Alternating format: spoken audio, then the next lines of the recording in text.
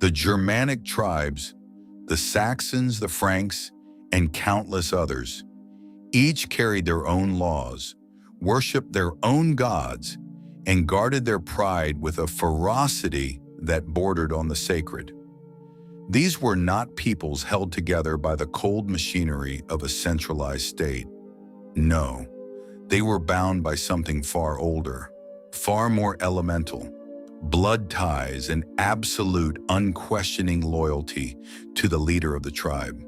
That bond, that visceral, unbreakable loyalty, was the very beating heart of everything they were, everything they valued, everything they were willing to die for.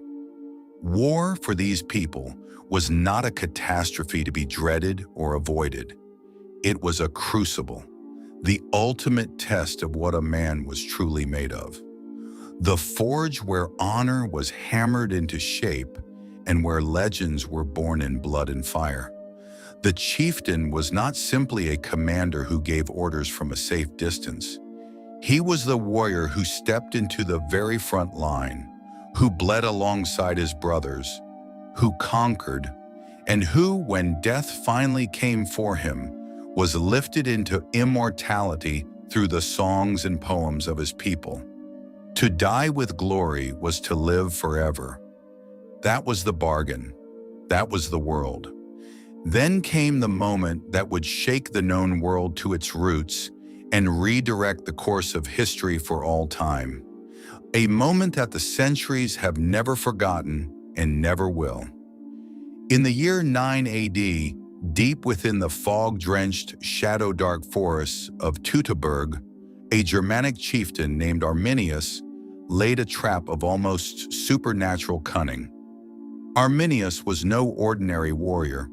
He had been trained by the Romans themselves, had served in their legions, had eaten at their tables and learned their strategies from the inside out. He understood how they thought. He understood how they marched, how they fought, how they died. And then, with breathtaking precision, he used every lesson they had ever taught him against them. 3 full Roman legions marched into those ancient forest paths, 20,000 soldiers strong, the finest fighting force the ancient world had produced. None of them marched out again. They fell in the mist and the mud, their voices swallowed forever by the trees that stood witness to one of history's most astonishing military catastrophes. When Emperor Augustus received the news in Rome, he tore at his clothes and could not sleep and could not eat. And history records that he paced the palace crying out again and again into the darkness, "Arminius, give me back my legions." That catastrophic defeat fixed the Rhine River as a permanent, inviolable wall between the Roman world and the Germanic world. The world was stunned into silence. Germany had announced itself to history in the most unmistakable terms imaginable. It would not be conquered, it would not bend, and it would not forget. But the wheel of time, as it always does, kept turning. The scattered tribes that had never united beneath a single banner found in the 8th century a leader whose name history still speaks with reverence and awe and something approaching wonder. Charlemagne, Karl der Grosse, as the Germans call him, the man whom historians simply crown the father of Europe. Charlemagne was king of the Franks, but his vision reached far beyond the borders of any single tribe or territory. He was a man of rare wisdom, extraordinary energy, and towering ambition, who worked without rest and thought without limits. In the course of his reign, stretching from 768 all the way to 814 AD, he brought under one single unified rule the lands we now call Germany, France, Belgium, the Netherlands, Austria, and wide stretches of Italy and Spain. For the very first time in recorded history, The heartland of Europe achieved genuine political unity. People could barely believe what they were witnessing was real. Then came the night that would define not just a reign, but an entire civilization. On Christmas night in the year 800 AD, Pope Leo III placed the imperial crown upon Charlemagne's head in the great cathedral in Rome. This was not merely the coronation of another king. It was the birth of an idea that would haunt and inspire and torment Europe for centuries to come: the Holy Roman Empire. The audacious vision that secular power and spiritual authority could march hand in hand and together build a civilization greater and more enduring than either could achieve alone.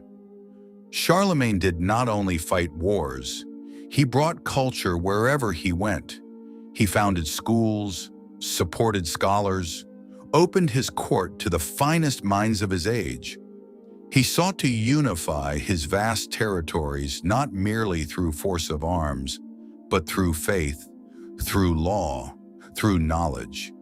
He attempted to revive Latin as a shared language that could bind his entire empire together in common communication. Every day across his immense domain, ordinary people felt something new: security, and the intoxicating sense that tomorrow might be better than today.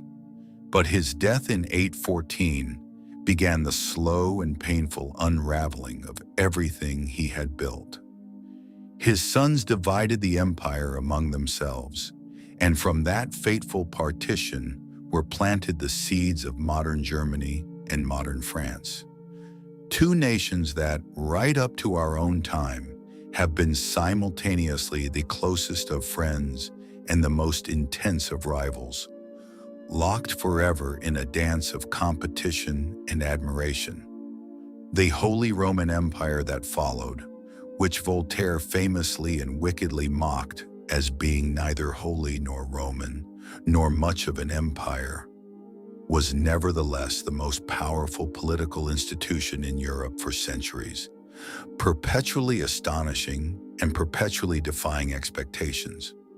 This strange, sprawling structure began in 962 AD with the coronation of Otto I, and it was a remarkable mosaic of elected kings, fiercely independent principalities, powerful bishops, and emperors who spent much of their energy locked in mortal combat with the Pope.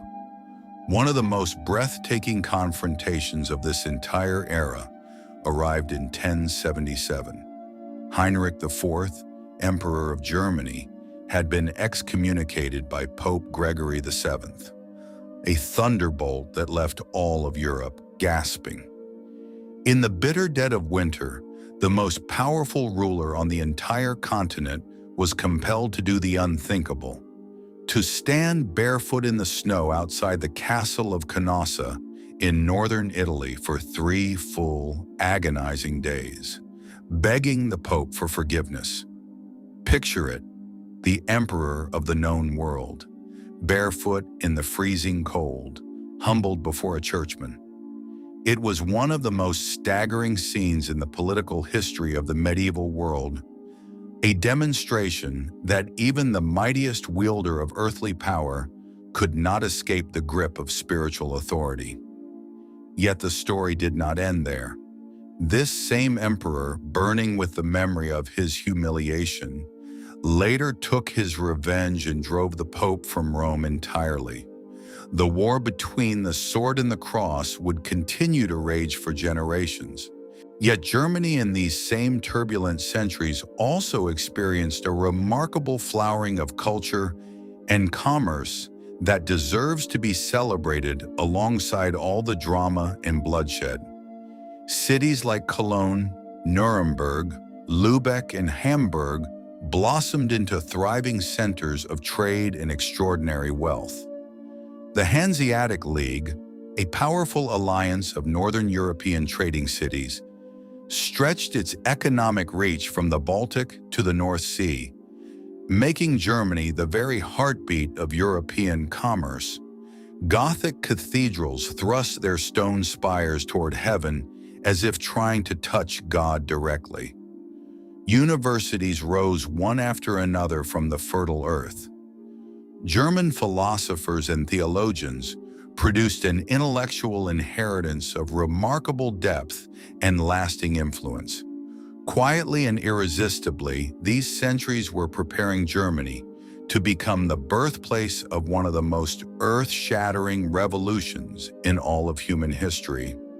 And no moment in that history, perhaps in the entire history of Europe, was more explosive, more consequential, or more unexpected than October 31st, 1517. On that crisp autumn morning, an obscure priest named Martin Luther walked to the door of the castle church in Wittenberg and nailed 95 theses to the wood. The sound of that hammer, in retrospect, rang across a continent and echoed through every century that followed. Luther was furious, genuinely, deeply, morally furious, about the church's sale of indulgences, those documents that supposedly cleanse the souls of sinners in exchange for money. But his protest reached far deeper than outrage over corruption. He challenged the very authority of the Pope himself. He declared that every human being, without exception, could stand directly before God, without any priest acting as gatekeeper, without any institution standing between the naked soul and the divine. He translated the Bible into German so that ordinary farmers and craftsmen and mothers could read the Word of God with their own eyes. This was not reform. This was revolution. A spiritual earthquake that cracked the foundations of 1,000 years of established, unquestioned authority. The church summoned him. Emperors threatened him. But Luther, who had secured the backing of several powerful German princes, refused to yield a single inch. At the Diet of Worms in 1521, when the assembled powers of Europe demanded he take back everything he had written and said, he stood before them and spoke 9 words that history has never let die and never will. Here I stand. I can do no other.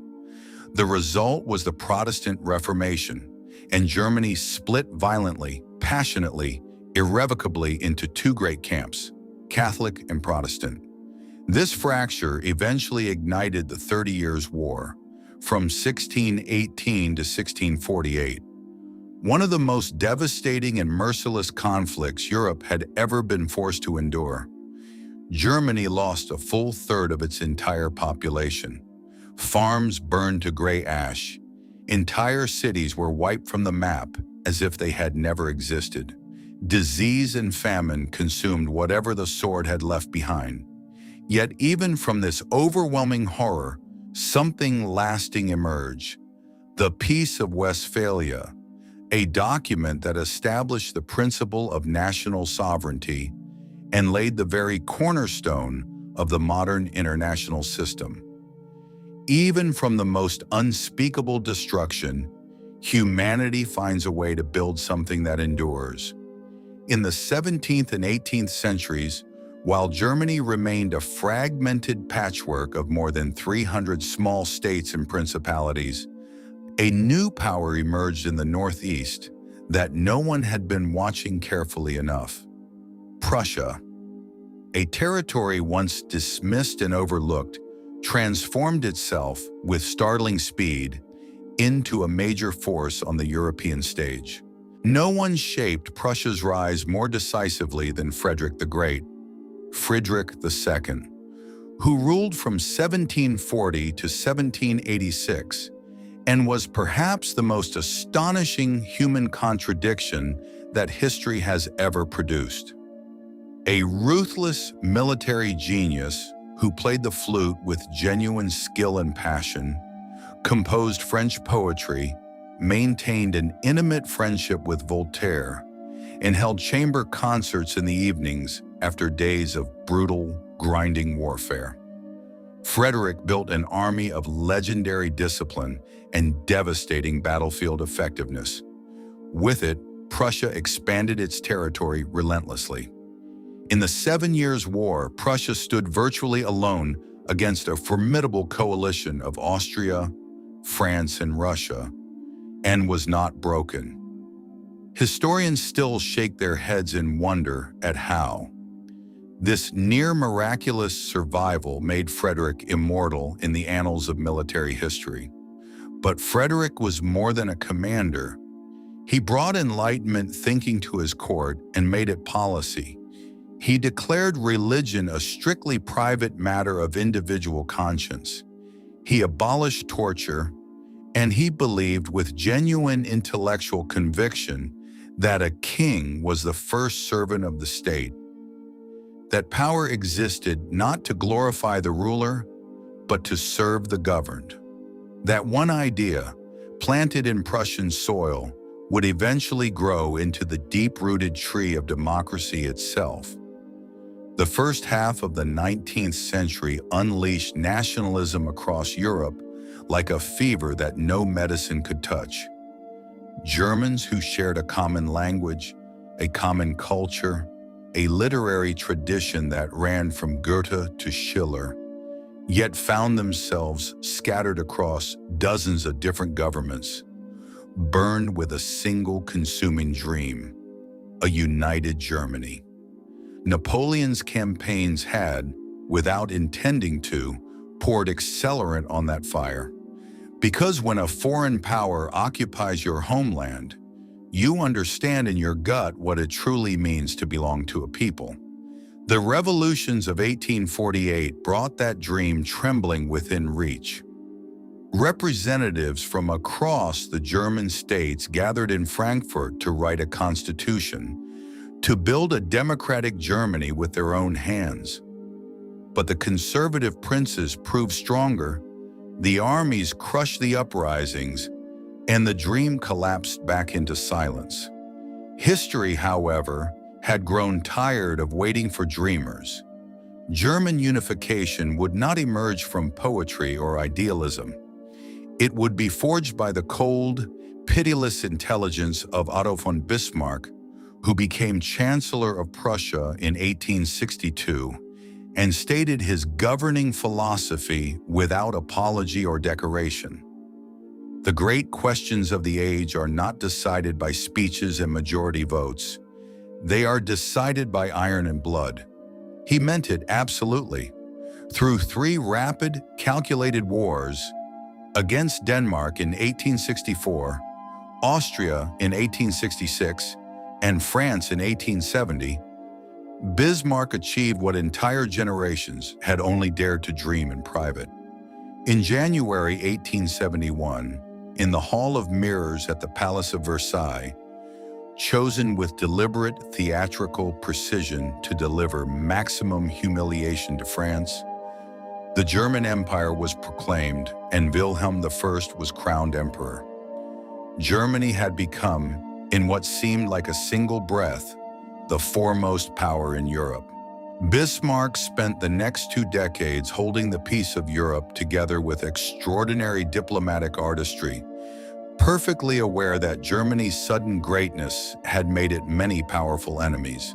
But when the young, impatient, recklessly ambitious Emperor Wilhelm II dismissed him in 1890, the careful architecture of European stability began silently to crack and crumble.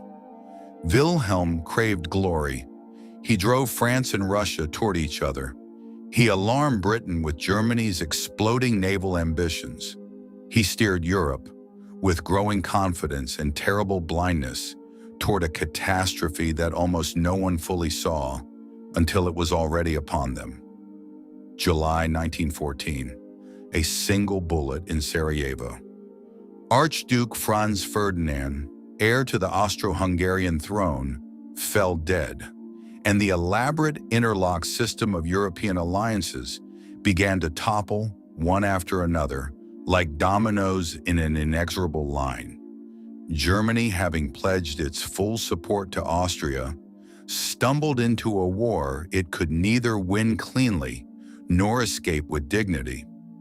The First World War lasted 4 grinding years and swallowed millions of young German lives in the waterlogged mud and choking gas of the Western Front. By November 1918, Germany had not been shattered on the battlefield, but it had shattered from within.